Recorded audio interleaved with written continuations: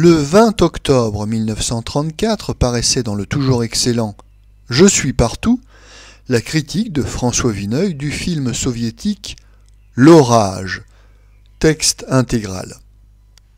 La propagande soviétique par le cinéma ayant échoué sur toute la ligne, même auprès des peuplades les plus parfaitement sevrées de distractions, les firmes de Leningrad et Moscou ont enfin adopté des méthodes moins inhumaines.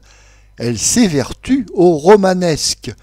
Elles semblent bien y trouver les mêmes difficultés que les maisons russes de photographes à fabriquer des appareils décents. Nous en jugeons du moins par l'orage qui doit être le dessus du panier de la nouvelle production puisqu'il a eu les honneurs de la Biennale de Venise et que l'on a même cru nécessaire de lui attribuer un prix.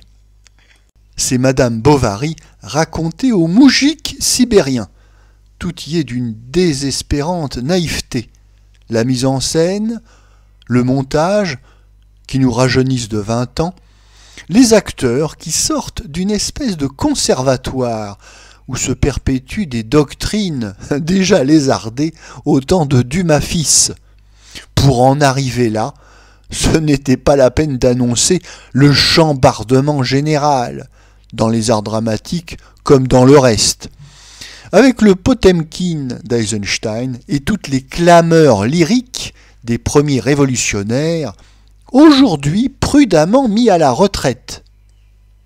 Quand 200 travailleurs dans Turksib ou la ligne générale levaient le bras d'un seul mouvement pour jurer fidélité à leur idéal de classe, c'était, paraît-il, pathétique.